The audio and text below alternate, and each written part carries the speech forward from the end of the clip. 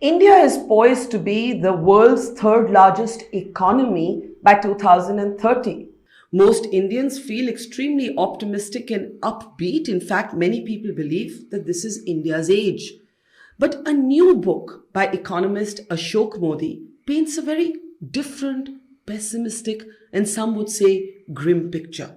The book, India is Broken, actually talks about India's flawed and in some cases failed tryst with destiny.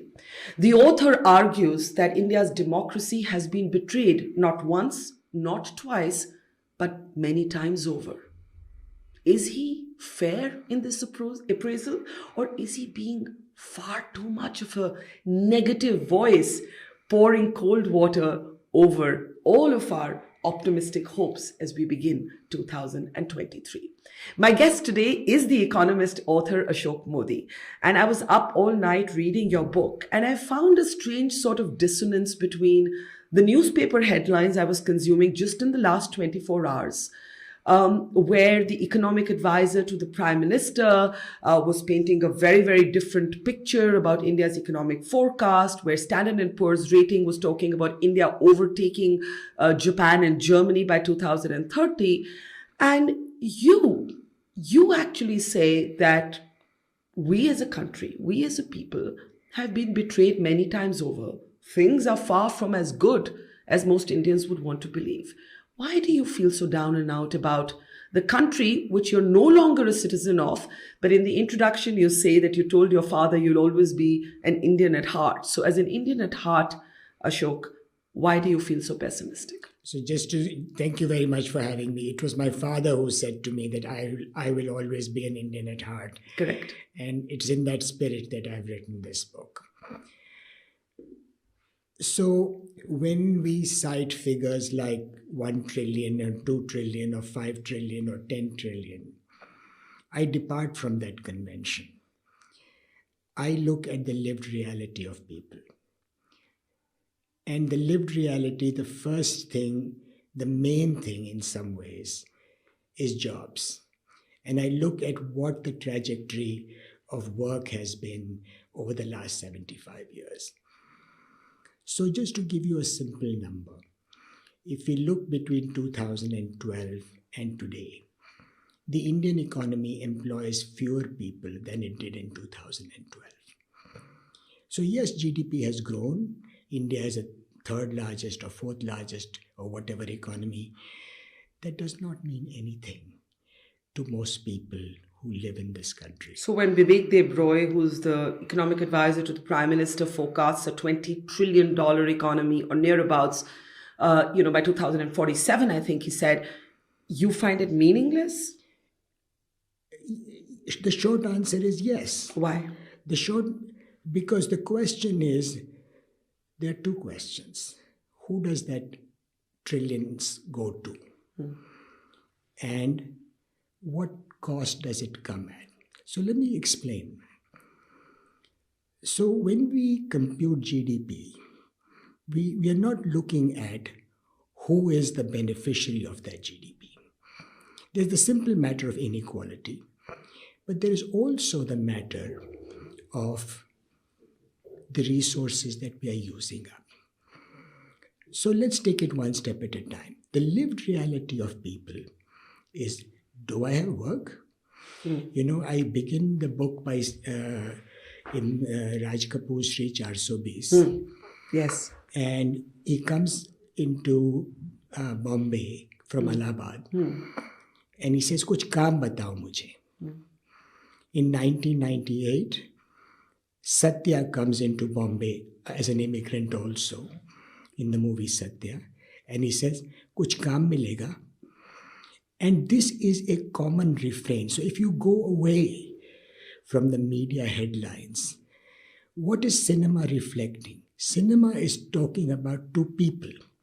And it's asking, kuch kaam milega. But there's also the aspirational cinema of Karan Johar's movies, where people are rich, they're wealthy, there are middle class, upper middle class dreams. And what's interesting is that although socialism is a principle enshrined in the preamble of our constitution, You make the very interesting argument that our first Prime Minister, Jawaharlal Nehru, was not a socialist. You, in fact, describe his approach to development as elitist. You reference one moment where Nehru spoke about a Brahminical spirit of doing things. And you say that Nehru made an early mistake by being obsessed with steel projects, for example, as the temples of modern India. You actually say Nehru was never socialist. No, Nehru was not a socialist. That is clear. I think Nehruji would have agreed with me. He was a fair man and he was open to criticism. You may know the story that he used to look forward to Shankar's cartoons, where Shankar lampooned him mercilessly. Yeah. And Nehruji himself in 1963, as he was reflecting back on his tenure, said, we have strayed from the path of socialism, because we've allowed a oligopolistic structure to grow in this country. Imagine that if it was oligopolistic then, how much more oligopolistic it is now.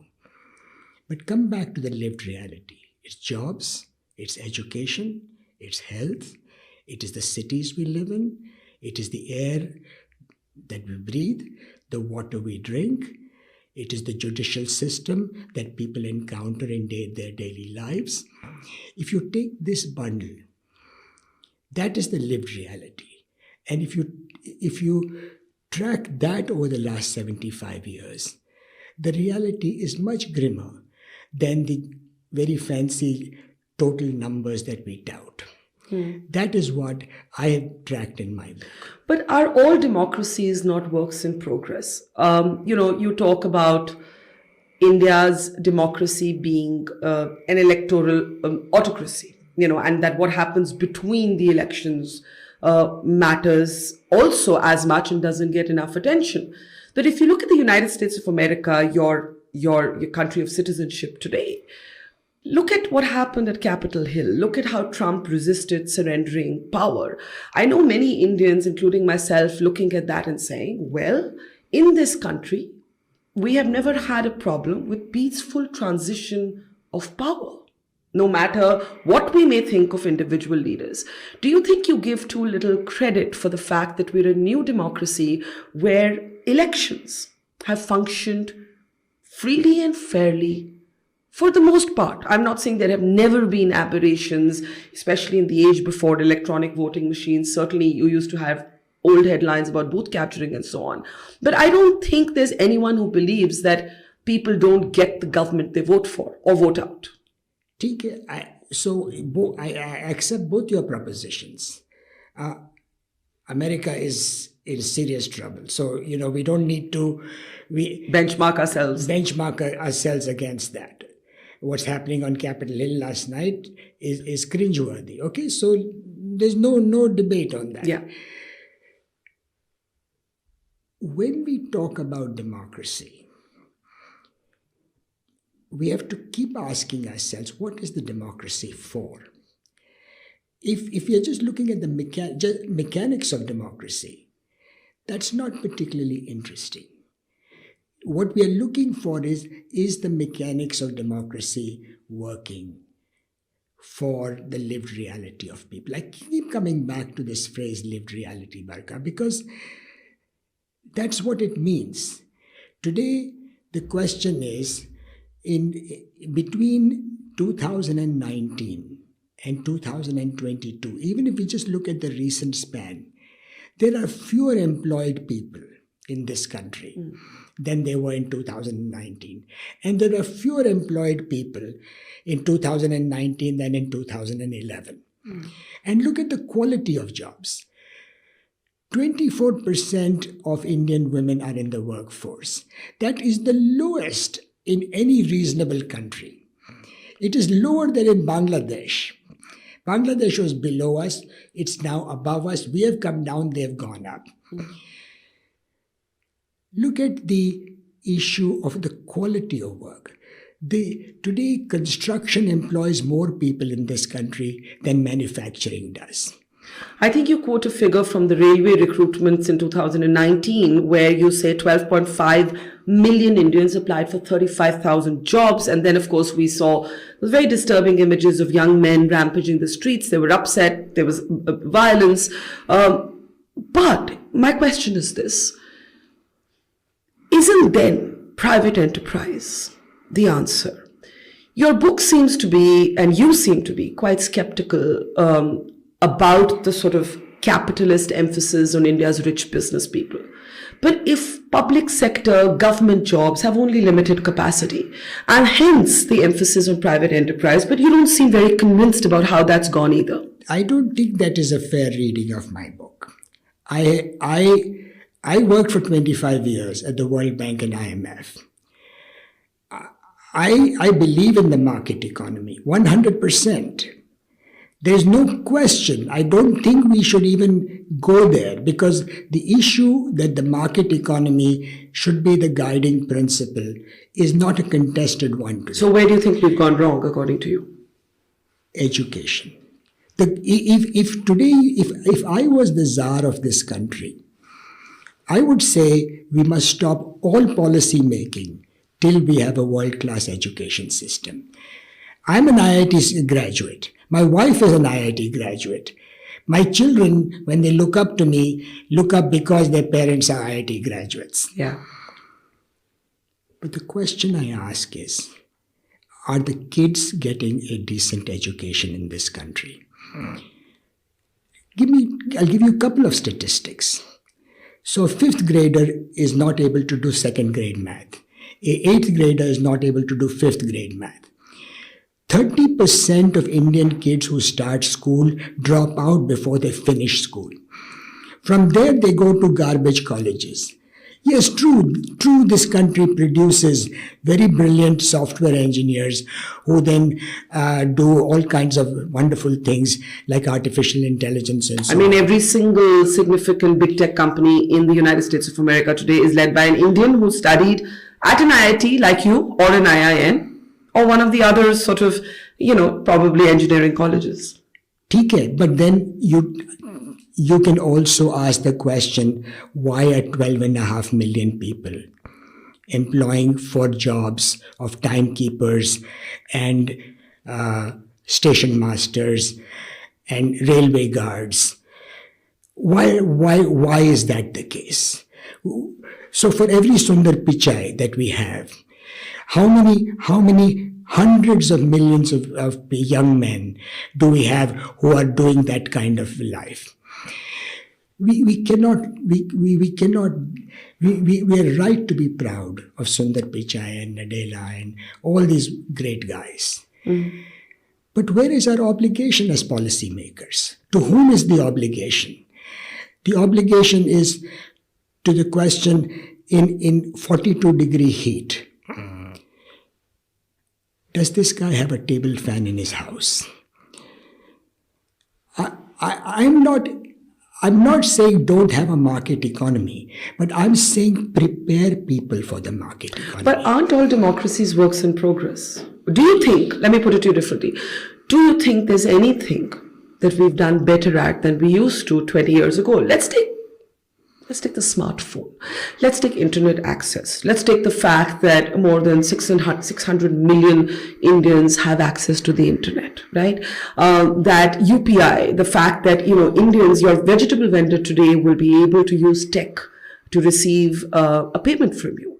Are there no things that make you proud? 100%. I mean, there is this, again, to be fair to the book, all these numbers are there in the book, okay? But then, my mother was from Banaras. Every year as a child, we went in the summer to Banaras. Banaras is now known as Varanasi, which is based on 2 rivers, Varuna and Asi. Asi is no longer, Asi flows into the Ganga. Mm-hmm. Asi is no longer a river. Asi ko Banaras mein Asi Nala kehte hain. There is every river in this country, and I'm going to make a statement which may be contested. Every river is dying. You look at Hyderabad. Hyderabad, pharma capital of India. Yes, we export pharmaceuticals. A river Musi runs through Hyderabad. Usme pharmaceuticals effluents are dumped. They are developing antimicrobial resistance. the Musi River is a dead river. The point I'm trying to make is, yes, how is UPI a substitute for education? How is UPI a substitute for the guy who falls sick and cannot afford the out-of-pocket expenses? How is UPI a substitute for the fact that 75% of the prisoners in this country are under trials, who are there for sometimes longer periods than their maximum sentences if they had been tried and convicted of that crime, for which they're only allegation? How is UPI a substitute for the fact that the air we breathe and the water we drink has got all kinds of contaminants? How many lives do we lose because of that? I know that these numbers sound grim, and we want to look away from them. But what I'm trying to say is, how many people, when you talk about UPI, how many people know that Joshimath is sinking, that Hasdev Forest is being denuded, that Aravali has been denuded, that the Western Ghats are suffering? We can live in this reality, Barkha. I'm not saying we can't. You and I are going to do well always. And I know we've got this vegetable vendor who's using UPI. But ask yourself the question, is that vegetable vendor sending his kids to school in the hope that that kid is going to graduate into something real? Of course he is. Of course he wants that. Of course he wishes that for his child. Correct. I tutor a little girl who my mother used to tutor. Now my mother is no longer here, so I tutor her long distance. She goes to a Delhi school. उसकी class में 90 बच्चे हैं. कहती है जिस दिन सब बच्चे आते हैं बैठने की जगह नहीं होती है.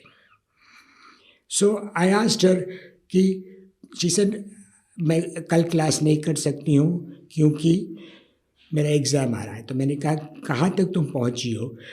मैं तो फर्स्ट चैप्टर पर हूँ, मैडम तो 13वें चैप्टर पर है. तो मैंने कहा तुम करती क्या हो क्लास में? कहती हूँ कि मैं मॉनिटर अपनी किताब दे देती है, मैं कॉपी कर लेती हूँ, मैडम 10 मार्क दे देती है उसके लिए. I'm not denying that there are many problems in the education sector, made worse by 2 years of a physical lockdown of schools. The COVID years have had a devastating impact on our children's learning capacity, actually across classes. Let's talk a little bit about Prime Minister Modi's microeconomic welfare policies. You do touch upon them briefly. When you contrast them with Nehru and the sort of the big industrial approach to economy, there's been an attempt by this government to have targeted policies, toilets for women, homes, the Jan Dhan accounts, direct cash benefit transfers, free rations. How do you evaluate the success or not of these programs? Look, if people are getting these amenities, that's good. No one can contest that. No one is saying that the toilets is a very praiseworthy initiative. So is the cooking gas. The question that we must keep asking. So let's take the toilets, okay? Because it's a very important initiative. Yeah. It's part of a complex of good health. Ultimately, there is the toilet, but the toilet is one element of good health and nutrition. If you take the broad area of nutrition, Indian children still are amongst the most stunted in the world. Bangladesh is beginning to exceed India on that front. The one principle about public goods is that it is not any one thing that works. There has to be a complex. There has to be good health, there has to be good nutrition, the share of public expenditures on health and education and health and nutrition has either stagnated or declined. So we can point to a micro initiative, and you're right to do that. But we have to look at what is the envelope within which that micro initiative has occurred. Is the envelope being taken care of? We are subsidizing a semiconductor plant in Gujarat. Why are we not making our education, our primary and secondary education, world class? You know, we are at this moment as aspiring to the notion that if China falls, that we will have some ability to substitute for China. Okay, so let me give you some statistics on that. I find that talk, there's one company, the Apple's iPhone manufacturing, that is circulated 1 million times. First, American companies are moving to Mexico. It's closer to them. The garment manufacturing from China, to the extent it can, is moving to Mexico. Moving to Vietnam, to Bangladesh, to Cambodia recently. If you look at the numbers, much though we might admire the Apple iPhone coming to India, in the aggregate numbers, we are still nothing. Fair enough, but do you ignore, in a way, geopolitics? Geopolitics today quite simply points to the fact that the Western world needs a countervailing force to China. That countervailing force, for many reasons, is India. Hence, India today is able to negotiate from a position of strength. India has taken a position on Russia that the Americans certainly don't like but can't do much about. And the Quad still exists as a sort of confluence of power. Do you, when you say India is broken, overlook the geopolitical reality today? Russia in a corner, we don't know how that war is going to end, but at the moment it doesn't look like Putin's on the strongest wicket. India still able to walk this tightrope, taking oil, condemning the war, and the West having to accept it because they need India as that counterforce to China. Okay. No contest. I mean, I have so far not had any reason to disagree with anything that you have said, but I keep coming back, Barkha, to this question.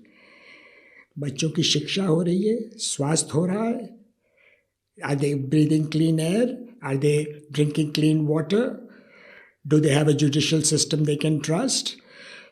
Are they exposed to arbitrary police action? That's what I'm talking about. Prime Minister's decisiveness led to demonetization. I say decisiveness in quotes because obviously that risk-taking gamble that he took and the debate, the impact on the economy is still being debated, even though the court in a judgment of 4-1 recently kind of validated the demonetization policy. Your views on whether the worst impact of demonetization has passed? The demonetization came in the context of a series of shocks, followed by the GST introduction, which was done in a very chaotic way, and then COVID followed. In combination, demonetization, the botched introduction of GST, and COVID has created an enormous series of heart attacks on the informal sector. The informal sector has to go, and it has to be formalized. But this is where we come back to jobs. Yeah. Are there formal sector jobs? That's the question. If we are, see, today in 2022, 40+% of Indians still work in agriculture. Agriculture is distressed all over the country. Groundwater levels are falling. Urban jobs are limited. In that context, a heart attack on the informal sector, which is in effect a safety net. What is the informal sector? One thing we have to understand, most Indians cannot afford to be unemployed. So they set up a mom and pop shop. So for example, I ask my students this question. I went to buy a shampoo in Saket Market. And there's a lady sitting over there. Everyone calls her Auntie Ji. So I also call her Auntie Ji. Auntie Ji, मेरे को shampoo चाहिए. Auntie Ji says, sitting over there, says, "अरे ओ रामू जरा आना बेटा, इनको shampoo दिखाना." Ramu comes, shows me the shampoo. He scampers away, probably to see cricket at the back where he is sitting. And Auntie Ji, then I pay her and leave. Now the question I ask you, are Auntie Ji and Ramu employed? Are they self-employed? They are self-employed. How much of the day is occupied in employment? And what is their earning? That is the informal sector. Yes? And then the question is, okay, so they eke out a living. But if that sector has an economic shock, what is the alternative for Ramu and Auntie Ji? No, I saw this myself chronicling what happened to migrant workers during the lockdown. And it was a humanitarian crisis alongside the medical one. Let me ask you this, though. One of the other things we haven't spoken about, because we've been so focused on the economics, is, of course, what you call the social fractures. And you speak about, actually, every prime minister, you speak about Indira Gandhi's, what you call autocratic gamble, the emergency years. You speak about Rajiv Gandhi unleashing the forces initially of Hindutva, the demolition of the Babri Masjid, and then we come to the sort of politics of Hindutva that the BJP is, in a sense, defined by. My question to you is this. There is today, and thinkers like Pratap Bhanu Mehta have also raised this question, the need for a new language of pluralism, need for a new language of secularism. Because on the one hand, the Nehruvian sort of school of thought of secularism is contested. On the other hand, Hindutva has its obvious issues.